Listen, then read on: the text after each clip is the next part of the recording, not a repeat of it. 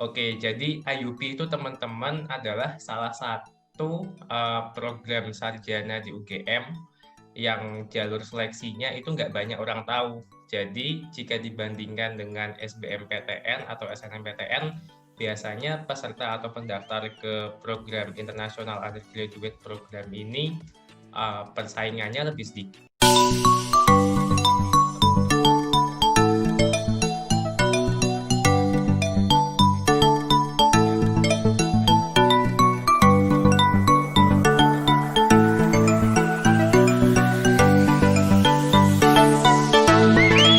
Hallo Leute, ich heiße Sie ganz herzlich willkommen zu meinem Video.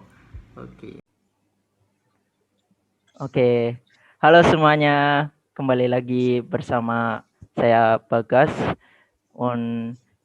Sekarang untuk segmen kali ini kita akan membahas tentang IUP bersama Mas Danis nih. Bisa kenalin dulu nih tentang profil dari Mas Danis ini. Silakan. Oh ya, oke. Halo teman-teman semua. Makasih banget Mas Bagas yang udah ngajak aku collabs nih buat sharing-sharing sama teman-teman semua tentang IUP UGM ya Mas, kalau nggak salah. Ya, betul banget nih.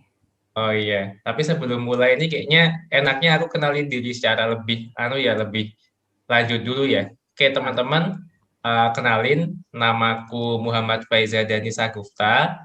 Biasanya teman-temanku panggil aku Danis. Aku dari UGM angkatan 2020, jurusan Ilmu Ekonomi, Fakultas Ekonomika dan Bisnis Universitas Gadjah Mada. Dulu nih teman-teman, aku alumni dari SMA Negeri 1 Yogyakarta. Gitu sih Mas Bagas mungkin. Dari sekilas profilnya aja udah ngeri banget kan. Oke.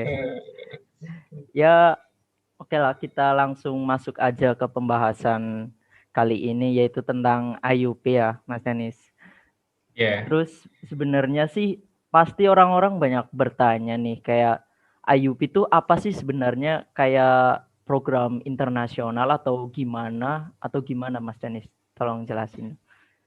Oke, Mas Bagas, ini aku sambil buka materi ya, mungkin biar informasi yang aku sampaikan ke teman-teman semua nantinya lebih valid gitu ya. Ya, oke, benar. Oke, jadi IUP itu teman-teman adalah salah satu program sarjana di UGM yang jalur seleksinya itu nggak banyak orang tahu. Jadi jika dibandingkan dengan SBMPTN atau SNMPTN, biasanya peserta atau pendaftar ke program International Undergraduate Program ini persaingannya lebih sedikit sih. Tuh. Tapi kalau secara bakunya ya sebenarnya IUP atau International Undergraduate Program itu merupakan program sarjana berskala internasional yang menawarkan pembelajaran berbahasa Inggris dalam proses pembelajarannya. Nah, selain itu teman-teman, program IUP ini juga menawarkan berbagai program menarik yang memberikan kesempatan mahasiswanya untuk dapat merasakan pembelajaran di luar negeri, teman-teman. Jadi ketika nanti teman-teman masuk ke program IUP ini, pembelajarannya itu full bahasa Inggris dan biasanya dan pastinya sih program IUP ini juga menawarkan kesempatan teman-teman untuk nanti mungkin bisa mengikuti kayak student exchange atau bahkan double degree teman-teman, yaitu kesempatan untuk bisa bersekolah di luar negeri. Gitu sih mungkin Mas Bagas. Keren banget sih. Terus kayak emang sih kayak aku juga baru denger IUP itu apa ya. Kok kayak asing banget di telinga. Kayak biasanya kan orang-orang kalau tentang UGM mau masuk kan ya SBMPTN, SNMPTN atau UTUL gitu. Jadi kayak kok ada IUP, kayaknya ini menarik nih untuk dibahas. Soalnya nggak semua orang, dan jujur di daerahku sendiri tuh kayak masih benar-benar asing yang namanya IUP ini. Jadi pantas banget sih untuk kita bahkan aku yang di Jogja juga sebenarnya cukup asing sih, guys. Dulu aku tahu ada program IUP ini bahkan baru di semester 2. Semester 2 kelas 12. Tapi masih bukan semester 2 sih. Liburan mau masuk semester 2. Tuh, jadi awalnya aku kan cari-cari di webnya UGM kan. jalur penerimaan gitulah, ada SBMPTN, SNM dan lain sebagainya. Tapi kok tiba-tiba ada yang menarik nih, jalur IUP, jalur apa nih? Jangan-jangan jalur orang dalam atau apa gitu kan? Ternyata bukan. Ternyata jalur internasional itu sih. Terus kayak bisa dibilang kan kayak ini ada sangkut pautnya sama luar negeri gitu ya, ya internasional gitulah. Terus kayak bedanya sendiri sama yang reguler gitu apa? Kan ini kan kayak program internasional dan otomatis regulernya tuh bedanya apa keduanya gitu? Oke, kalau aku yang paling ini mungkin jadi alasanku juga ya, kenapa kok aku pilih program IUP ini sih daripada SBMPTN. Dulu aku juga ikut SBMPTN sebenarnya. Nah, tapi kenapa aku ambil yang IUP? Karena yang paling mencolok menurutku perbedaannya adalah atmosfer pembelajaran sih. Jadi, ketika nanti teman-teman di IUP, seperti yang tadi aku bilang, itu pembelajarannya menggunakan full bahasa Inggris. Nah, aku merasa bahwa ketika aku ngambil IUP, itu aku nggak hanya memperdalam bidang keilmuan yang aku ambil, atau mungkin akan aku di ilmu ekonomi. Nah, aku nggak cuma belajar ilmu ekonomi, tapi dengan pengantar bahasa Inggris itu aku juga bisa belajar bahasa Inggris di sela-sela aku mempelajari bidang keilmuan yang aku ambil nih.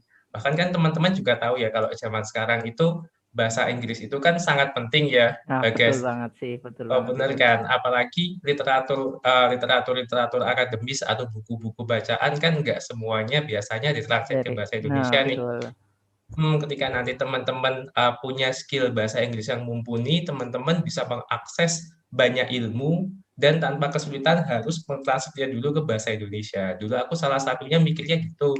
Terus perbedaannya lagi nih, biasanya dosen-dosen pengajar di IUP ini, beliau-beliau merupakan dosen-dosen senior. Nah, kalau di tempatku sendiri di FEB itu mayoritas beliau merupakan lulusan dari S3. Jadi levelnya udah bukan S2 lagi, programnya Ngeri. udah doktoral. Betul. Dan bahasa Inggrisnya juga beliau-beliau lancar-lancar karena mayoritas beliau udah pernah bersekolah di luar negeri gitu sih. Sama yang terakhir itu di IUP ada yang namanya International Academic Exposure. Nah, ini apa sih? International Academic Exposure itu adalah program yang menawarkan kesempatan bagi teman-teman untuk bisa ikut pembelajaran di luar negeri. Kayak tadi sebelumnya pernah aku singgung, di sini ada student exchange, double degree. Nah, itu termasuk dari bagian program International Academic Exposure. Selain itu juga nanti ada short course atau summer course. Jadi, International Academic Exposure ini terdiri dari 3 program. Yang pertama ada short course, ini paling sebentar, 3-4 minggu. Terus yang kedua ada student exchange, itu selama 1 semester. Dan yang ketiga ini ada double degree. Double degree itu 1-2 tahun. Nah, kalau anak-anak IUP sendiri biasanya ini dan yang membedakan ya sama yang reguler itu biasanya anak-anak IUP ngincer yang double degree ini, Nah, Bagas. betul nih. Ini kayak Nah, menarik banget buat didapetin gitu. benar-benar. Dan di double degree ini, uh, ketika nanti teman-teman lulus, teman-teman bakal memiliki 2 ijazah. Ijazah yang pertama dari UGM, dan ijazah yang kedua itu dari universitas tujuan teman-teman belajar di luar negeri nanti, guys. Dan UGM sendiri ini yang paling menarik ya. UGM itu sebagai salah satu universitas tertua di Indonesia, itu udah Iya, menjalin hubungan luar negeri dengan banyak instansi dan banyak universitas di luar negeri, bahkan jumlahnya mencapai 50 universitas. Dan 50 universitas ini bisa teman-teman pilih menjadi tujuan pembelajaran teman-teman. Gitu guys. Banyak banget tuh, mau teman-teman ngambil di Amerika, mau teman-teman ngambil di Eropa, atau yang dekat-dekat aja mungkin dia mau ngambil di Asia juga bisa. Nah, teman-teman punya pilihan yang banyak. Gitu sih kalau menurutku. Ini menarik banget sih kayak yang program-program yang terakhir kamu sebutin itu. Terus kayak kamu sendiri tuh lebih interesting ke program yang mana nih? Kalau aku jelas double degree ya, karena kelebihan yang tadi udah aku sampaikan. ketika lulus nanti bakal punya 2 ijazah misalnya, dan itu mungkin sangat membantu aku dalam ketika nanti aku mencari pekerjaan, bisa nambahin CV nih, oh si Danis ini lulusan dari UGM dan lulusan dari misal Harvard gitu ya. Ngeri. Mungkin. Ya, kayak gitulah. Sama dari segi waktu sendiri kan yang double degree ini dia paling lama di luar negerinya. Jadi benar-benar bisa membagi setengah masa kuliah di Indonesia, punya circle pertemanan di Indonesia, tapi juga bisa membangun circle pertemanan ketika nanti di luar negeri sama teman-teman yang mestinya baru lagi ya ditemuin di sana. Gitu sih. Tapi bukan berarti yang short course atau yang student exchange itu nggak menarik. Sebenarnya sama-sama menarik sih. Cuman jangka waktunya aja yang beda gitu. Nah, mahasiswa kan mesti biasanya punya kesibukannya masing-masing ya. Misal ada yang ikut BEM dan lain sebagainya. Mungkin mereka nggak ngambil yang 1 sampai 2 tahun nih mungkin, atau mereka mungkin ngambilnya yang 6 bulan aja deh, atau yang mungkin 3 sampai 4 minggu. Gitu. Oh iya, satu lagi guys, program yang International Academic Exposure tadi itu wajib menjadi syarat kelulusan bagi mahasiswa IUP gitu. Oh, berarti jadi tetap kayak harus benar-benar wajib dan kita harus milih salah satu atau semuanya kita harus angkut nih? Kalau bisa ambil semuanya atau enggak, aku jujur belum pernah ketemu kakak tingkat yang dia ambil semua ya. Tapi yang pasti paling enggak kita harus ambil satu nih untuk jadi syarat kelulusan gitu sih. Oke, gitu. Itu, guys. Jadi bisa dibilang kayak jujur dari kamu sendiri kan pengen ya tinggal di luar negeri gitu ya dan punya sektor pertemanan di situ gitu ya. Nah, terus kayak kenapa kok nggak sekalian aja langsung kuliah di luar negeri nih kamu nih? Terus udah bisa dibilang kan ya kayak bahasa Inggris kamu tuh mumpuni nih. Terus kayak kamu ya lulusan SMA 1 Teladan, siapa yang nggak ngerti lah. Ya gitu, kenapa nih? Oke, kalau aku sendiri jujur hambatan utamanya kenapa nggak langsung kuliah di luar negeri itu lebih ke biaya sih sebenarnya guys. Karena ketika nanti ngambil program IUP sama ngambil kuliah di luar negeri itu biaya kuliahnya bedanya cukup jauh sih. Jadi aku pernah survei kan dulu untuk sekolah di Australia itu per semesternya kalau di kurs dari Doral Australia ke Indonesia itu butuh sekitar 400 juta per semester. Nah, kalau yang di Selandia Baru dulu aku survei yang di Oceania juga itu lumayan bedanya jauh, tapi masih mahal juga 200 juta gitu. Jadi karena aku juga ingin punya pengalaman kelas bahasa Inggris terus berskala internasional, jadi aku ya udah deh ambilnya IUP dulu gitu. Mungkin besok bisa ikut yang program International Academic Exposure tadi, atau mungkin juga nantilah ditambah pas ambil apa ya S2 mungkin atau S3-nya di luar negeri, semoga aja. Amin. Amin. Iya sih, bisa dibilang kayak ya kalau mau studi di luar negeri itu ya emang benar-benar mahal sih kalau misal nggak jalur beasiswa ataupun ya semacamnya. Tapi setauku sih ya ada beberapa negara ya kayak Jerman sendiri itu kayak ngasih keringanan lebih sih daripada negara-negara lain. Cuman ya lebih murah aja sih kata aku sih. Ya balik lagi ke keputusan masing-masing aja sih. Terus kayak setahu kamu sendiri itu kayak di IUP ini tuh jurusan apa aja sih yang terdaftar dalam IUP itu? Oke, jadi kalau IUP ini itu memang udah cukup banyak tersebar di beberapa fakultas, tapi memang belum di semua fakultas sih, guys. Nah, itu kalau seingatku itu ada 9 fakultas. Nah, rinciannya bentar aku buka sebentar materinya. Aku agak lupa soalnya. Oke. Nah, ini jadi untuk jurusan yang tersedia program IUP itu ada di Fakultas Ekonomi dan Bisnis, terus ada di Fakultas Hukum, ada di Fakultas Psikologi, terus ada di Visipol atau Ilmu Sosial dan Politik, terus ada di Fakultas Kedokteran atau FKKMK, terus juga nanti ada di Fakultas Biologi, ada di Fakultas Peternakan, Fakultas MIPA, Matematika dan IPA, dan yang terakhir ini ada di Fakultas Farmasi, teman-teman. Nah, tapi bukan berarti misal nih Visipol kalau di UGM itu kan ada 6 departemen. Belum tentu semua dari 6 departemen itu buka IUP semua.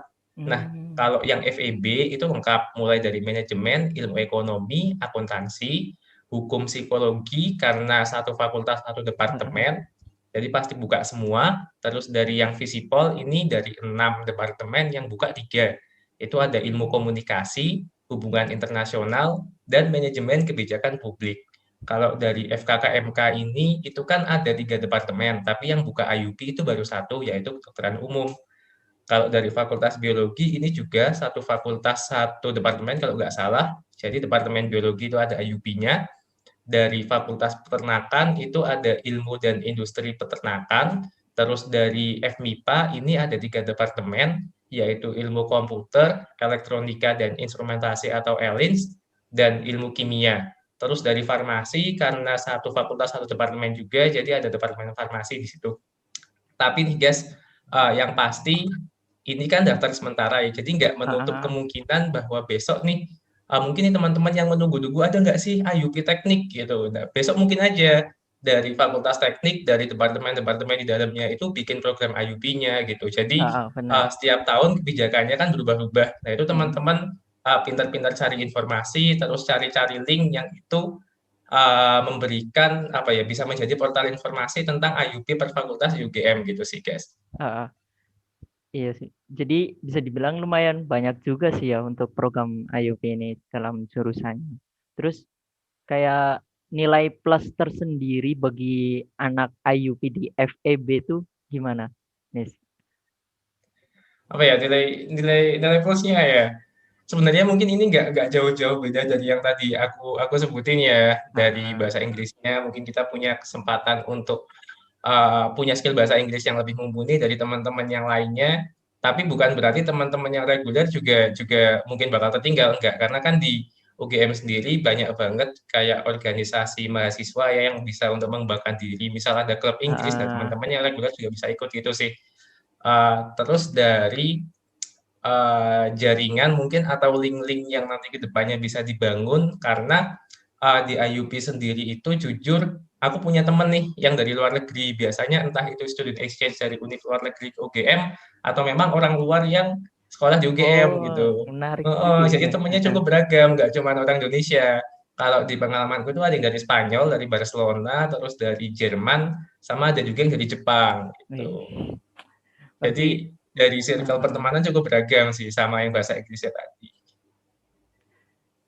Ya berarti plus minus ya sama sih ya sama jurusan-jurusan lain.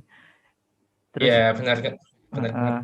Kayak misal bisa dibilang kan kayak anak FEB yang IUP ini kan bisa tahu secara cepat tentang isu-isu ekonomi dunia kan, karena misal ibaratnya ada isu global tentang ekonomi apa dan itu tuh dalam bahasa Inggris kemasannya, dan sebagai anak IUP kan akhirnya kayak langsung oh ini nih ada isu baru, terus langsung terbahas dengan detail dengan ya kemampuan bahasa Inggrisnya mereka gitu ya nggak sih?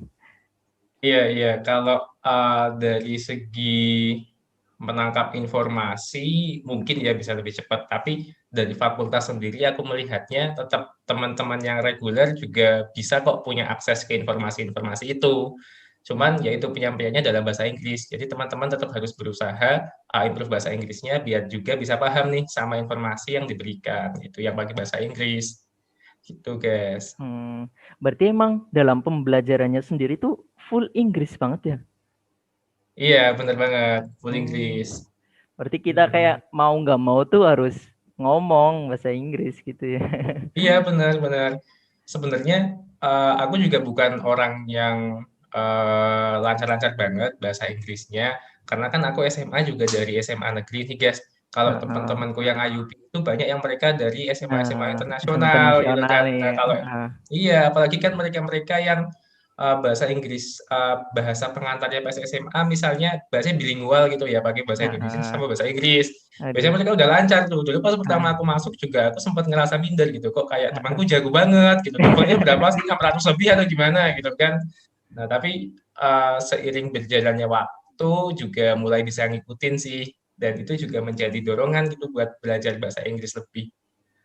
Nah, iya benar sih. Kayak akhirnya kayak kita udah kecemplung di lingkungan bahasa Inggris ya, kita mau nggak mau dan akhirnya terbiasa dan kita benar-benar bisa dibilang akan fasih dengan sendirinya gitu ya, Nis. benar-benar. Ini mungkin aku sharing sedikit ya dulu teman-teman. Heeh. Tes TOEFL pertamaku pas aku mau prepare buat IUP itu nggak sampai 500 loh teman-teman. Maksudnya kan standarnya kan 500 kan gitu. Tapi Heeh. aku juga belum sampai 500 dulu. Belajar sendiri pelan-pelan itu cari buku di internet gitu. Tuh, Nah, jadi pasti berarti bisa lah. bisa dibilang kayak kalau kalian mau dan kalian mau bertekad untuk meraih hal tersebut, semua tuh bisa diraih. Kayak kayak tadi Danis juga apa ya TOEFL-nya di masih belum 500 kan, semakin belajar dan akhirnya dia juga bisa tembus untuk IUP ini kan, semuanya Bener emang banget butuh guys, proses bener sih. banget. Mm-mm. Terus tadi Setuju, kan setuju. kita ada menyinggung tentang biaya ya. Ya kalau boleh tahu untuk IUP ini tuh di FEB atau di jurusan yang lain tuh kisaran angkanya tuh berapa sih? Kan otomatis kayak teman-teman juga bakal nanya nih kayak kira-kira kalau IUP itu biaya yang dikeluarin tuh berapa dan dibandingkan dengan kalau mereka mau studi ke luar negeri gitu. Bisa Mhm. dijelaskan nih? Oke, tadi kan aku mention kalau Jerman emang iya sih guys. Aku sempat dapat info juga biayanya memang banyak keringanan ya kalau di Jerman ya. Ya benar. Heeh. Nah ini tapi kalau dibandingin sama Australia ya yang 400 juta atau Selandia Baru yang 200 juta gitu kan. Nah kalau di IUP itu dengan standar internasional masih cukup terjangkau. Itu di angka 20 juta sampai 45 juta tergantung dari fakultas sama departemen yang teman-teman pilih. Nah, yang 45 juta tadi itu FK atau Fakultas Kedokteran dengan Oh, kedokteran umumnya. Karena kenapa kok bisa 45 juta? Kalau asumsiku kan karena anak-anak FK kan mereka butuh iya. praktek nih dan lain Emang sebagainya, bener. alat-alatnya mahal gitu kan. Makanya mereka lebih Betul. mahal gitu. Kalau yang di rumpun Soshum sendiri itu kalau di FEB itu 35 juta, semua sama. Hmm. Kalau di Visipol itu 25 juta, semua juga sama. Di hukum sama psikologi itu kisarannya 30 juta. Terus yang dari fakultas Sainteknya itu ada biologi 28 juta, ilmu dan industri peternakan 20 juta, ilmu komputer ini juga cukup prestis karena mereka udah cukup lama ada program IUP, itu 35 juta, Buset. terus dari elektronika dan instrumentasi itu 23 juta, kimia 20 juta, dan yang terakhir farmasi 25 juta. Itu sih guys. Nah, kalau informasi-informasi seputar IUP kayak gini sebenarnya teman-teman banyak banget link yang menyediakan dari fakultas maupun dari universitas dari UGM-nya sendiri ya untuk mengakses secara lebih jauh tentang program IUP, terus biayanya, penjelasan program dan lain sebagainya itu ada banget teman-teman bisa cari ya nanti. Ya oke lah. Terus tadi kan kayak ngomong-ngomong biaya nih. Kalau misal ada nggak sih kemungkinan yang namanya beasiswa untuk program ini, Nis? Kalau beasiswa sendiri ya, sepengetahuanku sampai aku jadi mahasiswa sekarang, itu nggak ada pembedaan antara yang mahasiswa IUP sama reguler. Jadi Hmm, beasiswanya dari UGM nih, misal UGM menyediakan beasiswa Bank Indonesia (BI). Nah, ya. beasiswa Bank Indonesia ini bisa diakses sama anak reguler sama anak IUP juga gitu. Terus juga ada beasiswa dari perusahaan Astra Internasional, kalau kamu tahu nama beasiswanya itu Astra First. Nah, ini juga bisa diakses nih sama anak reguler sama anak IUP. Atau Oh, kalau misal teman-teman pun mau cari beasiswa lainnya, misal beasiswa unggulan atau mungkin nanti ada beasiswa XL Future Leader, terus ada juga misal rumah kepemimpinan atau lain sebagainya, itu sama-sama kok sebenarnya bisa diakses oleh program IUP maupun reguler. Dan UGM itu menurutku baik banget. Jadi untuk list beasiswanya itu nanti teman-teman bakal ketika nanti teman-teman jadi mahasiswa UGM, teman-teman bakal punya akun di aplikasinya UGM namanya Semester. Nah, list beasiswanya itu udah ada di dalamnya situ. Jadi teman-teman nanti bisa cari rinciannya, terus beasiswanya ada apa aja. Bahkan banyak banget teman-teman jumlahnya bahkan sampai belasan atau mungkin sampai puluhan teman-teman gitu sih. Berarti enggak. Jadi untuk garis bawahnya antara program reguler ataupun IUP itu sepengetahuanku enggak ada beasiswa khusus gitu sih. Jadi sama aja. Bisa diakses sama semua. Bener. Iya, berarti yang nggak menutup kemungkinan bagi ya program IUP ini untuk dapat beasiswa gitu ya. Iya, bener banget. Tetap bisa, tetap bisa. Bener. Rezeki banget sih kalau ya dapat IUP terus dapat beasiswa. Ih, ini sih alhamdulillah banget ya. Amin. Aku juga pingin aku. Amin. Bisa lah, bisa gas. Terus untuk tahapan prosedural seleksinya sendiri tuh apa aja nih, tahapan dari pertama, kedua, seleksi 1, 2 dan lain-lainnya itu gimana nih? Oke, jadi untuk seleksinya itu IUP ini nyari sama di semua fakultas. Itu terdiri dari 2 hari tes, guys. Jadi hari yang pertama itu ada tes tertulis. Nah, tes tertulisnya ini biasanya terdiri dari 2 tahap seleksi, yaitu tes TPS dalam bahasa Inggris atau yang biasa disebut Gajah Mada Scholastic Test atau GMST. Nah, terus yang kedua ada English Proficiency Test atau tes penempatan bahasa Inggris gitulah. Nah, kalau yang GMST ini tes TPS dalam bahasa Inggris, teman-teman nggak usah khawatir. Kenapa?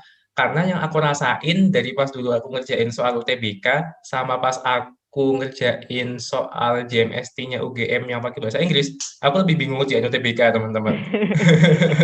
Jadi sebenarnya standar soalnya ya antara JMST tes TPS bahasa Inggrisnya UGM sama UTBK itu lebih sulit UTBK, teman-teman. Jadi teman-teman nggak usah takut nih, oh udah TPS ada hitung-hitungan gitu kan, kok pakai bahasa Inggris gitu. Sebenarnya soalnya simple, jauh lebih simpel dari soal-soal UTBK, nggak membutuhkan kayak high order thinking banget lah. Kalau UTBK kan biasanya soalnya hot ya, benar-benar high order thinking. Kalau JMST ini aku bisa bilang cukup jauh di bawahnya, tapi teman-teman prepare aja bahasa Inggrisnya gitu sih guys.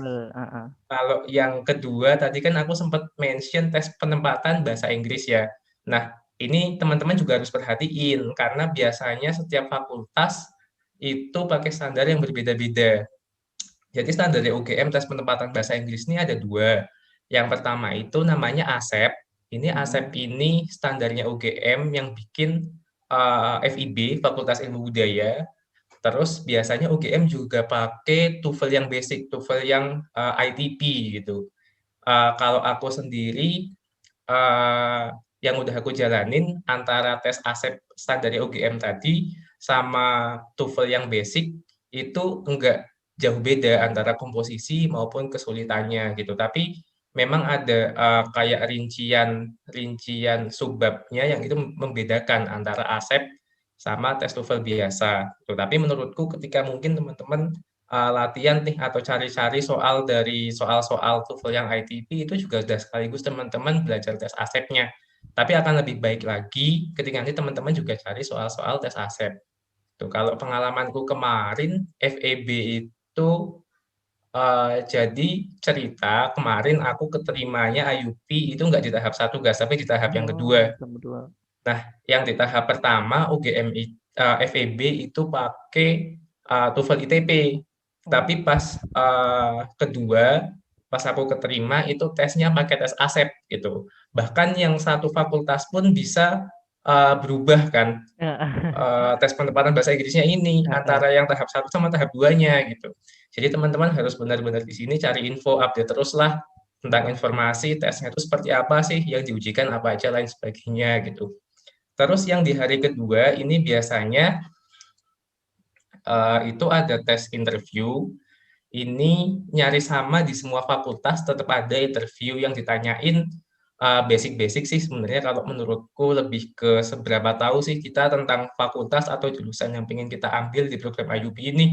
Misal aku ngambil ilmu ekonomi, kenapa kok nggak ngambil manajemen, pilihnya ilmu ekonomi dan lain sebagainya. Kenapa kok pilih FEB gitu lah daripada mungkin hukum dan lain sebagainya gitu. Lebih ke arah motivasi-motivasi. Kalau pengetahuan, misal tanyain tentang ekonomi-ekonomi gitu enggak sih kalau di pengalamanku. Tapi yang kemarin ada juga yang ditanyain tentang materi kuliah atau basicnya lah. Itu di jurusan ilmu komputer, guys. Jadi teman-teman yang mau ambil ilmu komputer nih siap-siap lah matematikanya gitu kan. Siapa tahu besok pas interview ditanyain gitu. Itu sih. Tapi kalau yang interviewnya ini menurutku teman-teman harus siap dua bahasa.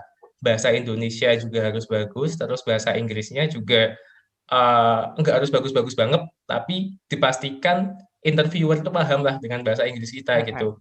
Jadi tenaga pengajar di UGM itu nanti yang mengujikan enggak semuanya dosen, bisa jadi staff dan lain sebagainya. Dan di antara staff-staff beliau-beliau juga enggak semua bahasa Inggrisnya bagus. Jadi ada kasus ketika pendaftarnya banyak, terus interviewernya nggak cukup. Nah, endingnya UGM pakai staff-staff yang itu nggak bisa bahasa Inggris, bisa bahasa Indonesia gitu. Kan kasihan kan sebenarnya ketika ada teman-teman yang sebenarnya dia lebih lancar bahasa Inggrisnya gitu. Ketika ngomong pakai bahasa Indonesia mungkin sedikit kewalahan gitu kan. Nah, kasus-kasus seperti ini kalau bisa dihindari. Jadi teman-teman harus siap pakai bahasa Inggris atau nanti teman-teman dapat yang penguji bahasa Indonesia, teman-teman juga harus siap pakai bahasa Indonesia gitu sih. Sama kalau di hari kedua ini guys, biasanya ada seleksi tambahan tergantung fakultasnya. Misal nih aku ngambil FEB, di FEB itu ada diskusi tanpa leader gitu. Jadi namanya leaderless group discussion. Nah, ini nanti teman-teman dikasih sebuah kasus, terus teman-teman dibagi menjadi kelompok-kelompok kecil. Di dalam kelompok itu, teman-teman nanti diajak untuk mencari penyelesaian dari masalah yang diberikan gitu dari musim pembahasannya. Terus nanti misal teman-teman ambilnya fakultas hukum. Nah, kalau sepengetahuanku di hukum nanti di hari kedua itu ada interview dan ada debat, guys. Nah, ini teman-teman juga harus siap nih sama debatnya gitu. Kalau yang visipol itu interview sama kepenulisan esai. Jadi teman-teman dikasih masalah gitu, teman-teman disuruh membuat tulisan lah dalam sebuah esai gitu sih, guys. Jadi mungkin aku simpulkan untuk tahapan tes IUP-nya ini ada 2 hari, yaitu hari pertama tes tertulis dan yang hari kedua itu ada interview dan ujian tambahan tergantung fakultasnya masing-masing gitu guys. Oh ya, ini untuk timeline-nya mungkin aku jelasin sekalian ya guys. Bisa. Jadi biasanya tes IUP ini selalu terdiri dari 3 intake. Ada intake 1 atau tahap gelombang 1, gelombang 2, gelombang 3 gitu lah gampangannya ya. Kalau yang gelombang 1 sendiri itu UGM udah di Februari kemarin. Kalau yang di gelombang 2 sama gelombang 3-nya, terakhir aku ngecek itu belum ada informasi lebih lanjut tentang tesnya kapan. Tapi kalau dari pengalamanku di tahun lalu itu jaraknya enggak lama-lama banget, antara 1,5 sampai 2 bulan lah maksimal gitu. Jadi misal Februari kemarin mungkin besok ada di Maret atau April lah tesnya. Nah, teman-teman juga di sini siap-siap yang mungkin masih pingin nih daftar IUP gitu. Aku merasa bahwa masih cukup lah, ada waktu lah buat teman-teman daftar ke IUP ini. Terus guys mungkin. Itu tadi kayak ada masuk sih kayak yang soal TPS yang bisa dibilang lebih gampang daripada soal UTBK itu emang mungkin bisa dibilang kayak tingkat kesulitannya tuh karena pengemasannya tuh dalam bahasa Inggris gitu ya Nis. Mungkin pihak Univ berbaik hati gitu kan. Oh ini udah bahasa Inggris gitu. Terus materi ujiannya udahlah jangan susah-susah gitu. Kalau pakai tes UTBK di bahasa Inggrisin kan ya, mumet pusingnya tambah-tambah kan ya kan. Oh iya, tapi kalau di tes yang JMST tadi itu soalnya banyak banget guys, bahkan bisa sampai 100 lebih lah gitu. Jadi kalau aku ngerasanya mungkin bukan di kesulitannya, tapi di bagaimana kita manajemen energi gitu loh, kayak Iya benar. jangan sampai teman-teman cuman bisa ngerjain di awal, tapi terus pas sampai mungkin di soal ke-80, soal ke-90 teman-teman udah capek gitu kan. Nah, Terus iya. mungkin 30-40 soal terakhir teman-teman ngeblank karena teman-teman udah capek gitu. Benar. Nah, itu yang harus cukup dikelola gitu. Jadi soalnya gampang pakai bahasa Inggris, tapi jumlahnya cukup banyak Dan gitu. waktunya terbatas. Jadi Dan emang waktunya benar-benar kita ada memanagenya tuh benar sebagus benar benar. mungkin ya. Apalagi kan ada jamnya gitu kan. Kalau kalau misal Ah, sekarang online gitu kan ada jamnya gitu. aduh, ya terpampang dengan jelas waktunya tinggal segini dan soal kita mah baru berapa. Ya Heeh. gitu lah. Bener banget, bener banget. Terus kayak tips dan trik tersendiri dari kamu sendiri apa nih Nis buat teman-teman yang mau ambil program IUP ini? Apa gitu? Oke, oke. Apa ya? Oke, jadi kalau menurutku sih yang kemarin aku lakuin pertama kali itu apa ya bahasanya lebih ke bagaimana kita mengetahui potensi diri sendiri gitu sih. Jadi kan ketika nanti teman-teman mau masuk ke PTN, teman-teman bakal dihadapkan sama banyak banget jalur seleksi kan. Misalnya ada Betul. SBMPTN, SNM, UM, terus ada juga jalur prestasi atau PBUB, dan yang terakhir ada jalur IUP. Nah, semuanya ini kan memiliki kriteria masuk yang berbeda-beda nih. Misal dari IUP harus bahasa Inggrisnya dan lain sebagainya, terus SBMPTN mungkin dari TPS-nya, pengetahuan umumnya dan lain sebagainya yang harus bagus gitu kan.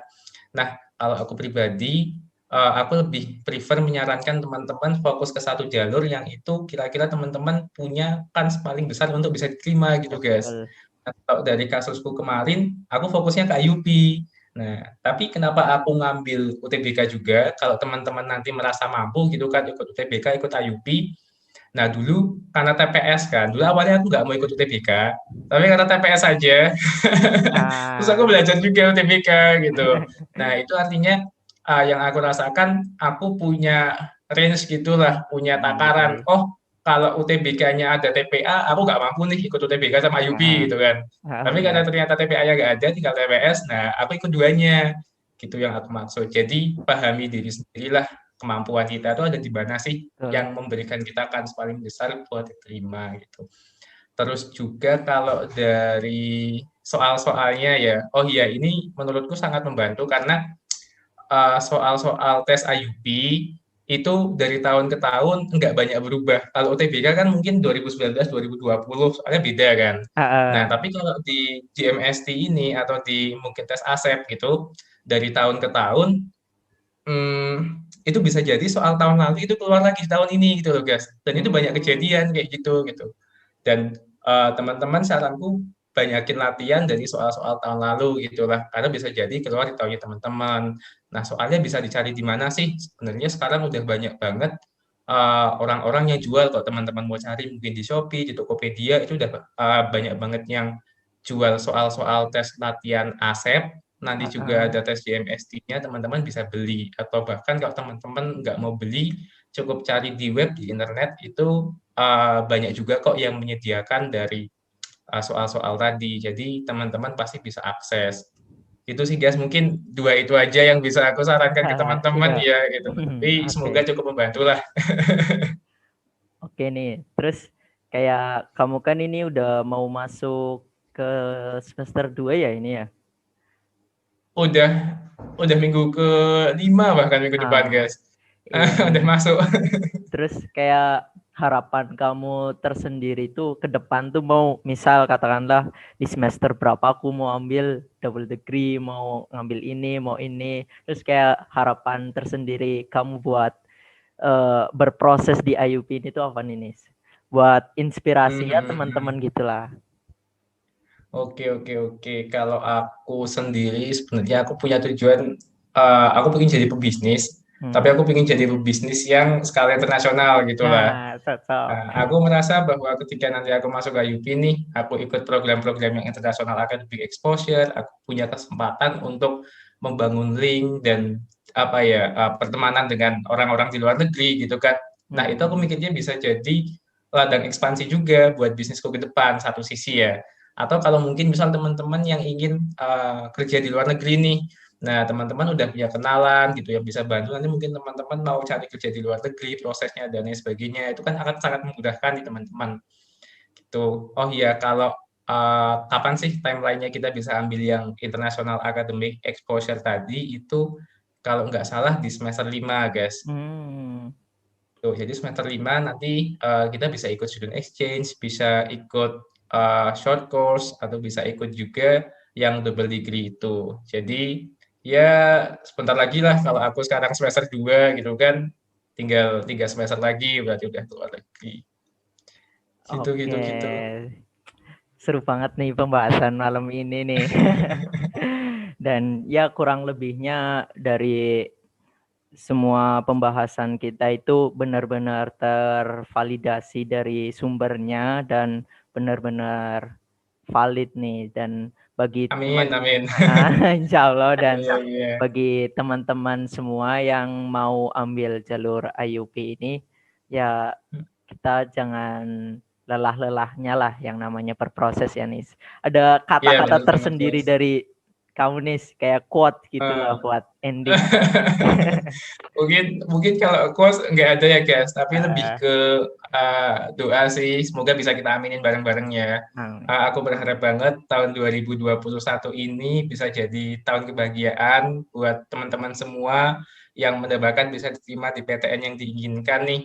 Dan Amin. semoga dari jalur apapun yang teman-teman pilih, Ya, teman-teman bisa terpilih menjadi satu dari sekian mahasiswa di PTN yang teman-teman inginkan. Mungkin itu sih, guys, dan ya semoga jadi tahun kebahagiaan. amin. Oke. Amin. Ya, kita cukupkan pembahasan malam hari ini. Makasih banget ya Oke, nih oke. atas waktunya untuk ya kita mengupas secara tuntas tentang IUP ini. Iya, Oke. Bagas. Yuk, makasih Makasih ya. ya. Oke. Oke. Assalamualaikum. Waalaikumsalam. See ya. See you.